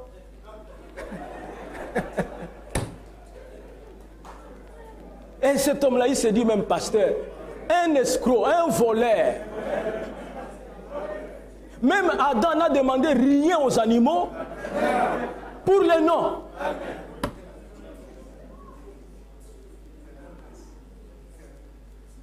Vous voyez? Mais vous savez, il y a des choses où si tu as le Saint-Esprit, tu ne peux pas faire. Comment tu vas même prendre ça? Tu prends les 500 000, tu pars avec, tu dors. Entre-temps, tu as dit un mensonge. Mais s'il y a une sœur ici qui veut s'appeler Dorcas et tout ça, tu as le droit de t'appeler Dorcas toi-même. Amen. Tu veux t'appeler Hattie White, c'est toi-même. Georgie Carter, c'est toi-même. Tu ne payes personne. Tu parles seulement à tes amis et tout ça. S'il t'appelle maintenant, sœur Lydie dit non, je m'appelle maintenant Georgie Carter. Il faut commencer à t'appeler Georgie Carter. Il n'y a pas de problème. Tu ne payes aucun sou.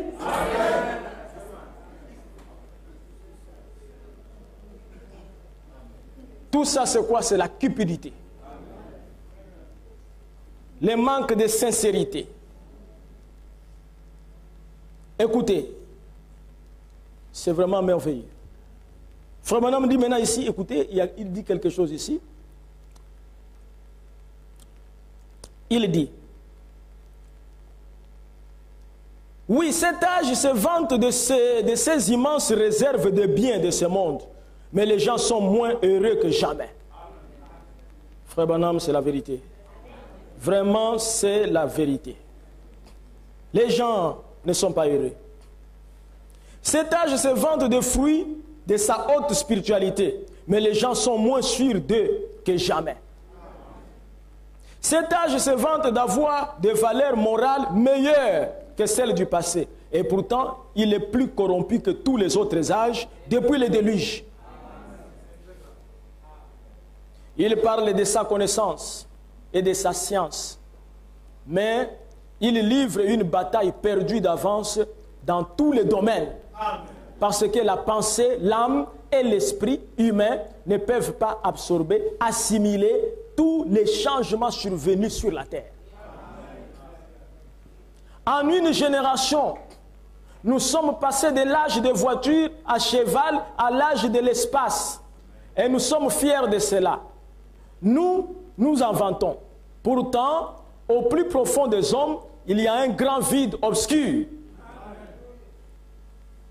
D'où sortent les cris de leur tourment, sans raison apparente, leur cœur défaillit de frayeur.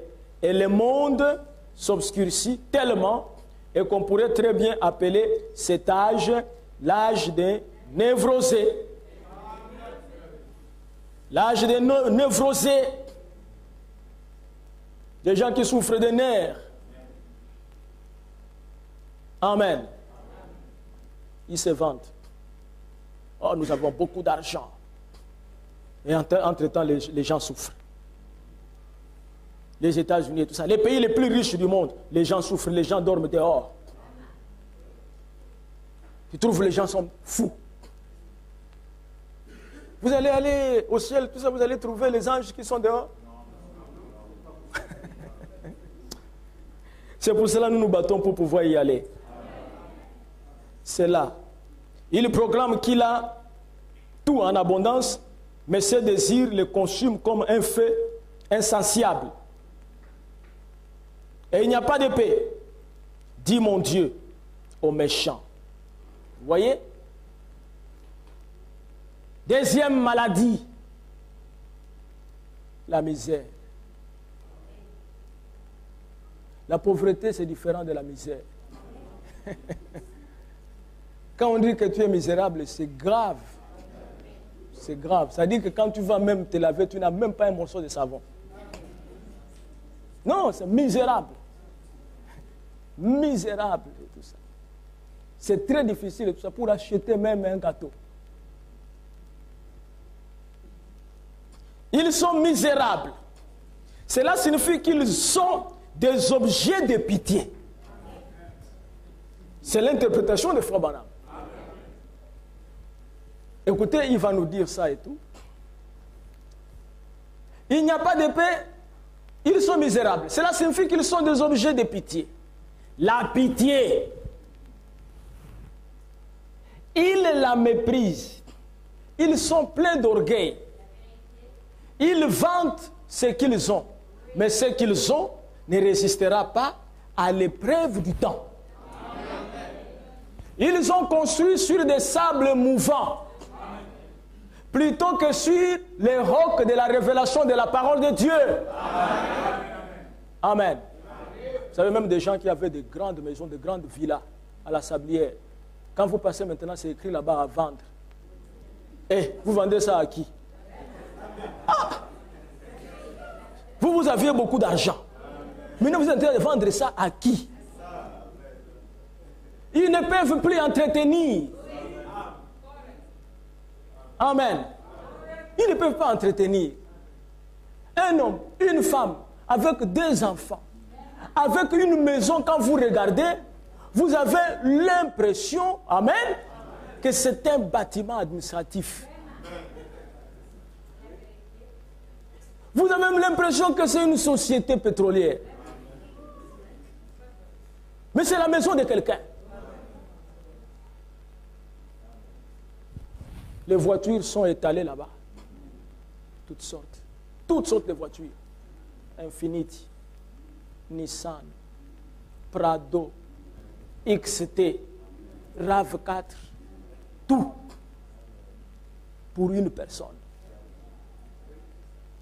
Quand on sort de tout ça, on regarde tout ça, on dit au chauffeur, va prendre ça. On revient avec. À la fin de tout ça, nous nous trouvons dans des problèmes. Les barils de pétrole qui étaient à 150 et quelques tombent maintenant à moins de 50. L'État commence à faire même l'économie forcée. Maintenant, toi, avec la grande maison et tout ça, la peinture commence à se décaper. Oui, se décaper. Tu fais la facture, tout ça, et non, l'État ne peut pas prendre ça en charge. Il dit non, ça c'était l'époque de Kalakala. Avec les émergents, non. Chacun doit se débrouiller. Les gens pleurent. Ils sont malheureux. Ils sont malheureux. Hein, frère? Votre salaire, c'est 300 000. Vous ne pouvez pas louer une maison de 250 000. Vous êtes un objet de pitié. N'est-ce pas la vérité? Pasteur, vous savez, moi, je n'aime pas habiter dans des maisons comme ça. C'est pour ça que j'ai pris la maison là et tout ça. 300. Mais comment tu vas vivre? Il faut vivre selon ses possibilités. C'est la vérité, frère. On ne peut pas changer et tout. Va chercher une maison de 100 000. C'est bon, même si ça se trouve à Tibichos. Tu as moins de problèmes. C'est ça la vie. Tout le monde ne doit pas vivre de la même manière. Vous comprenez, frère? Ne vous comparez à personne. Amen. Dieu donne à ses enfants, chacun à son tour, de la manière dont il décide. Il ne faut pas là parce que tu as vu tel frère, il a ça et tout ça. Ah, moi aussi je vais aller chercher tout ça. Non, frère, reste jusqu'à ce que Dieu t'amène là-bas. Et les chrétiens doivent vivre de cette manière. Vous voyez? Bientôt, le tremblement de terre va venir. Bientôt, les tempêtes de la colère de Dieu vont se déchaîner en jugement. Alors, une ruine soudaine les surprendra. Et malgré tous leurs préparatifs charnels, ils ne seront pas prêts pour ce qui va arriver sur la terre. Amen. Ce sont eux qui, malgré tous les efforts mondains, agissent en réalité contre eux-mêmes sans le savoir. N'est-ce pas? Ils construisent les armes nucléaires qui vont les détruire eux-mêmes sans qu'ils le savent. Mes frères, la terre est finie. Tout est fini. Notre espoir, c'est l'enlèvement. Et je crois qu'il y aura un enlèvement. Et ça ne sera pas tardé. Ce sont vraiment des objets de pitié. Prenez en pitié, écoutez, prenez en pitié les pauvres gens qui sont dans ces mouvements écuméniques du dernier jour. Ça, c'est le diagnostic de Dieu. Quand vous voyez les gens et tout ça, aux confédérations de l'Église, prenez-les en pitié. En pitié. Car ils disent que ce mouvement vient de Dieu, alors qu'il vient de Satan. Prenez en pitié ceux qui ne comprennent pas la malédiction attachée aux organisations. Dites Amen. C'est-à-dire la dénomination. Prenez-les en pitié. Prenez en pitié ceux qui ont toutes ces belles églises, ces jolies maisons de paroisse, ces magnifiques chorales aux voix si bien exercées.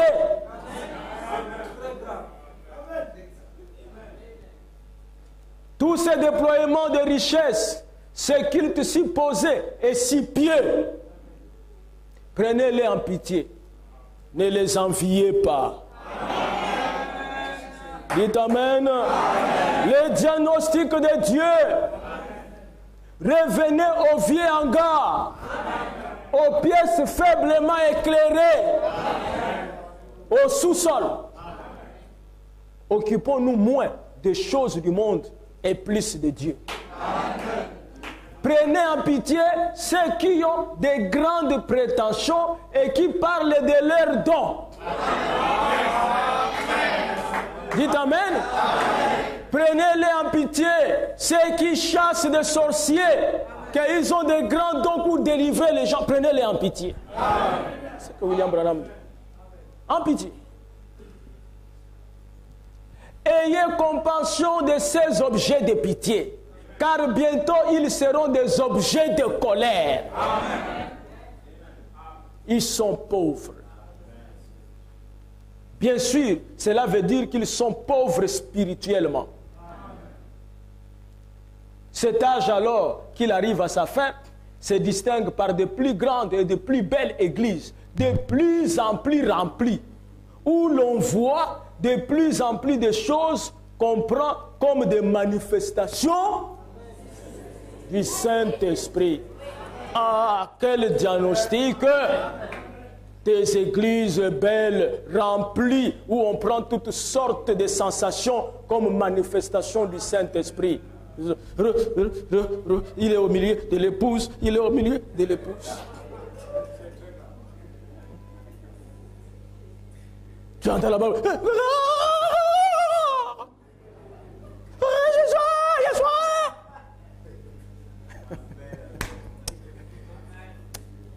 William Marion Branham. Vous allez dans une église, vous voyez comme ça, les femmes sont en train de tomber, prenez-les en pitié. Amen. Ainsi dit William Branham. Le diagnostic de Dieu pour cet âge. Mais les autres entourés des gens, les dons de l'esprit en action, cette affluence remarquable, tout cela n'est pas la réponse de Dieu. Car il est très rare que ceux qui viennent à l'autel continuent avec Dieu. Une fois la grande campagne d'évangélisation terminée, ah, frère Branham, tu connais bien ces choses, hein? Ah, c'est vrai. Une fois que la campagne d'évangélisation terminée, les gars qui dansaient, tout ça qui parlait de Dieu, il est parti pour lui. Quand tu les rencontres, alors, il est en train de fumer le Marlboro. Oh, c'est pas toi qui prophétisais ce jour-là? Il dit oui, c'est moi. Je suis toujours dans le Seigneur, ne t'affole pas. Prenez-les comme les objets de pitié. Ainsi dit William Branham. Où sont tous ceux qui se sont avancés dans l'allée? Ils ont entendu un homme, ils ont écouté l'appel, ils sont entrés dans les filets. Seulement, ils n'étaient pas des poissons. Alors, comme des tortues, ils sont retournés aux eaux d'où ils étaient venus. Amen. C'est pour ça que vous voyez, frère, la différence entre de vraies églises, comme Bethlehem Tabernacle. C'est une église. Parce que les gens qui sont là, c'est des croyants. Et c'est des croyants parce qu'ils croient la parole. Ce ne sont pas des gens qui sont venus pour chercher quelque chose comme ça. Et qui n'a pas pu trouver, après ils retournent. Oh frère, on ne te voit plus là-bas à Bethlehem Tabernacle. Il dit, non, je suis maintenant vers l'Arc-en-Ciel Tabernacle. Tu fais quoi là-bas? Il faut venir, là-bas il y a le miracle. Là-bas il y a le miracle. Ah bon? Tu es allé chercher un miracle là-bas, hein? Et quand vous y allez, quel miracle qu'il y a là-bas et tout ça? On s'arrange pour le mariage. Et comme la sœur sait qu'ici et tout ça, les arrangements particuliers sont difficiles. Mais je vous dis, il y a des choses qui se passent dans les messages. Une sœur va voir le pasteur. Pasteur, je n'ai pas de mari depuis que je suis à l'église et tout ça. Le pasteur lui dit, t'en fais pas, je vais te trouver un mari et tout ça. Mais, tu m'amènes 1 million. C'est authentique. Il a donné 1 million, la sœur a donné 1 million. Et le pasteur a pris aussi un frère, tous ses frères épousent la sœur là. Parce que le pasteur et tout ça, les radiques et tout ça, frère Branham m'a dit, moi j'ai dit. Le frère aussi est parti, paf. Mais le frère n'avait pas vraiment un bon travail, mais il faisait la maçonnerie. La sœur, elle avait déjà sa maison, mais qui était inachevée. Et pendant qu'il restait là-bas, la sœur lui dit, mais est-ce que tu ne peux pas faire un devis pour qu'on arrange quand même la maison bien et tout ça pour y habiter? Il a dit, il n'y a pas de problème. Il a fait le devis, les frères. La sœur a pris, le devis c'était 700 000. Elle a donné 700 000 au frère. Et le frère a disparu.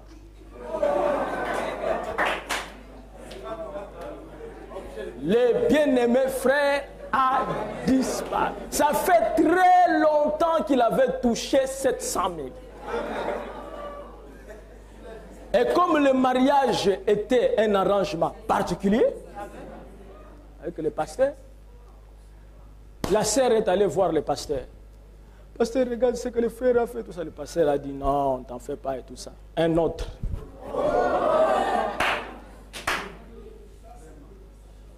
Dans le message des frères Branham, et les gens qui disent qu'ils ont des dons,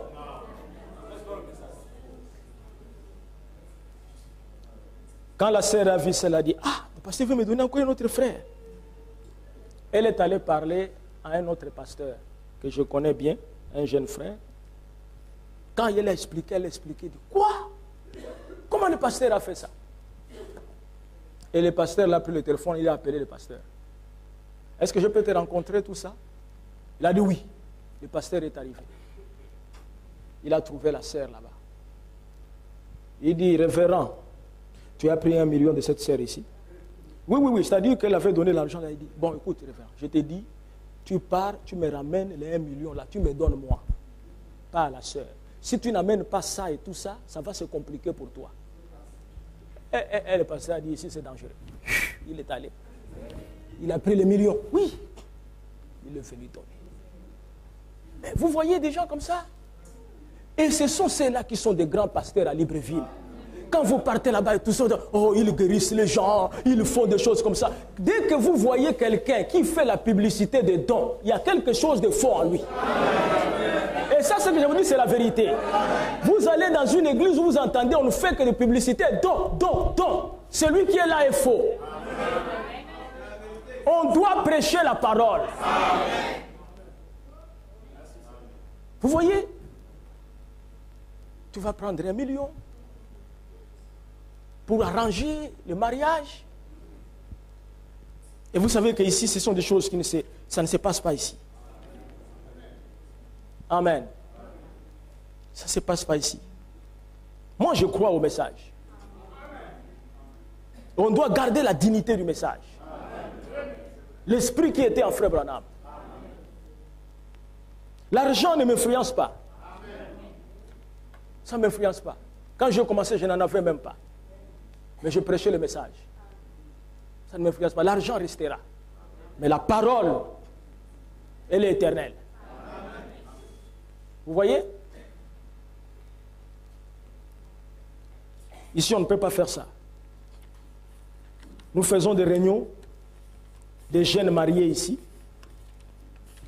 Il y a des frères qui sont venus pour se marier. J'ai reçu des frères que j'ai disqualifiés. Je les ai conseillés, j'ai dit ça ne vaut pas la peine. Ça, c'est des problèmes que tu veux chercher. Ton travail n'est pas stable. Je lui donne seulement un test et tout ça. Réunis-moi et tout ça. Dans 3 mois, 4 mois ou 6 mois, 1 million. Il dit, pasteur, je peux faire ça. Je dis, tu peux faire ça? Il dit, oui, elle va verser ça chez frère John. Il te donne les reçus. Il verse 100. 2 mois passent et tout ça, 50. 4 mois, 100. Jusqu'à 1 an et tout ça, il n'est même pas arrivé à 500. J'ai dit, prends ton argent. Mais c'est vrai, tout ça. Je prie l'argent, frère, prends l'argent, tu vas faire autre chose. Laisse la faire de mariage. Comment tu vas payer les dots? Comment tu vas payer les barrières? Ah! Tu n'as rien. C'est la vérité. Oh, Dieu pourvoira. Non, il pourvoit avant. Il pourvoit avant. Vous voyez? Et si les frères et tout ça, il est mal intentionné, il va fuir l'église. Il va aller me critiquer. Pourtant, ce que j'ai fait et tout ça, c'est pour son bien. Tu me critiques pourquoi? Parce que je n'ai pas mangé ton argent. Je t'ai remis ça. On doit aider les enfants de Dieu. Le pasteur est là pour aider les enfants de Dieu, même dans le domaine matériel. Mais ce qui est là, les gens n'écoutent pas les pasteurs. Amen. Les gens n'écoutent pas les pasteurs. Un frère, il m'appelle, bon pasteur, je voudrais acheter un taxi bis là pour faire un peu le transport, tout ça. J'ai dit,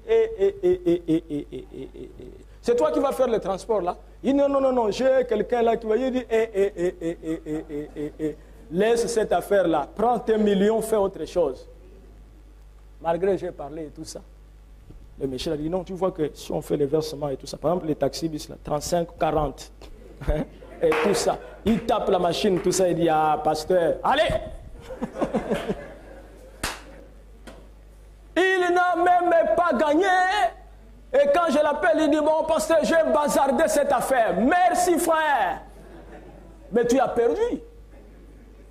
Tu as perdu. Le transport, ça peut te rendre malade. Amen. Moi, j'en ai l'expérience. Mon épouse avait un taxi bis. C'est elle qui gérait ça. Je lui ai dit que je ne veux plus voir ce taxi bis. Parce que ça pouvait rendre mon épouse malade. Tu vas voir à 19h, elle est là et tout ça. Tu attends pas, oh, le chauffeur. Il m'a... Non, non, non.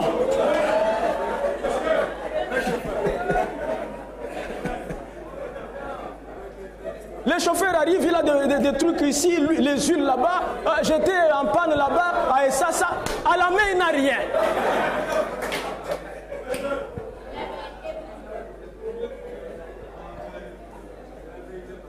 Que chaque semence se reproduise selon son espèce. Laissez les chauffeurs gérer les taxis. Ce n'est pas facile, mes frères. Amen. Il faut savoir investir. Amen. C'est pas tu regardes par exemple, un frère, il a un restaurant, ça marche bien, tu vas aller faire les restaurants. Non! Tu dois être formé dans la restauration pour savoir quelles sont les difficultés qu'il y a. Tu peux aller commencer aussi un restaurant et tout ça, c'est fini, maintenant c'est la nourriture que tu as et tout ça. Tu ne sais même pas combien tu as acheté, qu'est-ce qu'on a vendu et d'autres te bouffent ça même quand ils préparent. Après tu tombes. C'est important de rester dans le domaine qu'on maîtrise. Frère Branham dit que l'adoption des enfants de Dieu s'est fait chacun dans son domaine. Amen. Tu es un plombier, reste plombier. Ce n'est pas que tu es un plombier, pendant une période tu vois que la plomberie, il n'y a pas trop de marché et tout ça. C'est un frère qui fait les carreaux, qui a des marchés. Maintenant, tu veux te transformer, tu deviens carolaire et tout ça. Mais ça, c'est des aventures.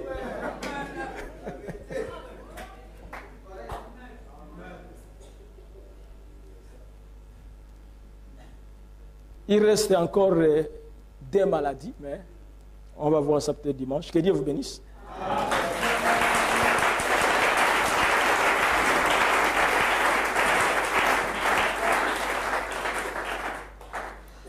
Nous allons nous lever.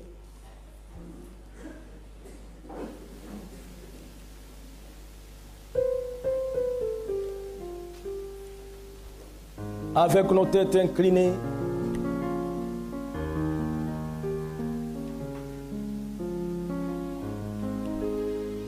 Nous croyons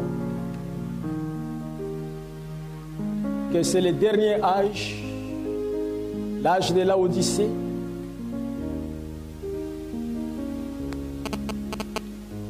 C'est l'âge où Dieu appelle l'épouse.